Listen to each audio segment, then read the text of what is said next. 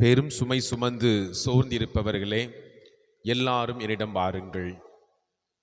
ஆண்டவர் இயேசுவில் அன்பு நிறைந்த சகோதர சகோதரிகளே, ஒவ்வொரு மனிதரின் வாழ்விலும் பிரச்சனைகள் உண்டு. ஒவ்வொரு பிரச்சனையுமே ஒரு சுமையாகத்தான் பார்க்கப்படுகிறது. ஒரு சிலர் உறவு சுமைகளிலே இருக்கிறார்கள், ஒரு சிலர் பொருளாதார சுமைகளிலே வாழ்ந்து கொண்டிருக்கிறார்கள், ஒரு சிலர் நோய் சுமைகளிலே வாழ்ந்து கொண்டிருக்கிறார்கள். இந்த சுமைகளில் இருந்து விடுதலை பெறுவதற்காகத்தான் மனிதன் கடவுளை தேடி தேடி அலைந்து கொண்டிருக்கின்றான். ஆனால் உண்மை என்னவென்றால், இந்த சுமைகளிலிருந்து நம்மை விடுவிக்க கடவுள் நம்மை தேடி வருகிறார் என்பதுதான் உண்மை. கிறிஸ்து பிறப்பினுடைய வாழ்வினுடைய அந்த அர்த்தம் என்ன என்று பார்க்கின்ற பொழுது, கிறிஸ்து நம்மை தேடி வருகின்றார். விண்ணிலிருந்து மண்ணை நோக்கி விடியல் வருகின்றது என்பதுதான் கிறிஸ்து பிறப்பினுடைய சாரம்சமாக இருக்கின்றது.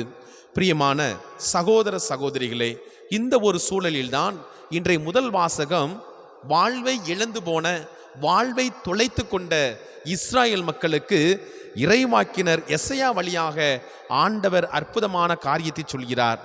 இன்றைய நாளிலே நாம் வாசிக்கின்ற போது, சோர்வுற்றவர்களுக்கு அவர் வலிமை தருகின்றார், வலிமை இழந்தவர்களிடம் ஊக்கம் பெருக செய்கின்றார். ஆண்டவர் மேல் நம்பிக்கை வைத்திருப்பவர்கள் புதிய ஆற்றல் பெறுவார்கள், கழுகுகள் போல இறக்கை விரித்து உயிரை பரப்பார்கள். என்ன அருமையான ஒரு வசனமாக இருக்கின்றது. ஆண்டவர் மீது நம்பிக்கை வைக்கக்கூடியவர்களுக்கு ஆண்டவர் இத்தகைய ஆசீர்வாதங்களை கொடுக்கின்றார். என் அன்புக்குரிய சகோதர சகோதரிகளே, ஆண்டவர் மீது நம்பிக்கை கொள்ள வேண்டும் என்ற அழைப்பு தான் இன்றைய நாளில் நமக்கு கொடுக்கப்படுகிறது. சுமைகளை இறக்கி வைப்பதற்கு ஒரு இடம் நமக்கு கொடுக்கப்படுகின்றது. ஆலயம். நற்கருணை ஆண்டவர் இருகரம் விரித்து நம்மை அழைத்து கொண்டிருக்கின்றார். பெரும் சுமை சுமந்து சோர்ந்திருப்போரே, எல்லாரும் என்னிடம் வாருங்கள் என்று சொல்லி அழைப்பு கொடுக்கின்றார். அழைப்பு கொடுக்கக்கூடிய அந்த ஆயனின் குரலை சுமைகளோடு இருக்கக்கூடிய ஆடுகளாகிய நாம் அதை உள் வாங்கிக் கொள்கின்றோமா? அந்த ஆண்டவரிடத்திலே நம்மளுடைய சுமைகளை இறக்கி வைக்கிறோமா? பல நேரத்திலே நாம் வாழ்ந்து கொண்டிருப்பது, நாம் வாழ நினைப்பது சொகுசான வாழ்க்கையை நினைத்து கொண்டிருக்கிறோம். ஆனால் எது தேவை?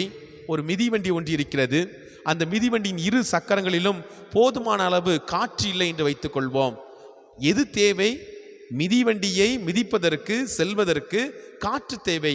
ஆனால் பல நேரத்திலே நாம் என்ன நினைக்கிறோம் என்றால், அந்த மிதிவண்டியின் இரு சக்கரங்களிலும் காற்றை அடைக்க முயற்சி செய்யாமல் பல நேரத்திலே பலவிதமான பொருட்களை அந்த மிதிவண்டியிலே வைத்து நாம் அழகுபடுத்த நினைத்து கொண்டிருக்கின்றோம். கடவுள் நம் ஒவ்வொருவருக்கும் காற்றை போன்றவர். அந்த காற்றை தேடி நாம் பெற்றுக்கொள்கின்ற பொழுது நமது வாழ்க்கை இலகுவாக, சுகமாக நாம் செல்ல முடியும். கடவுள் அதைத்தான் விரும்புகின்றார்.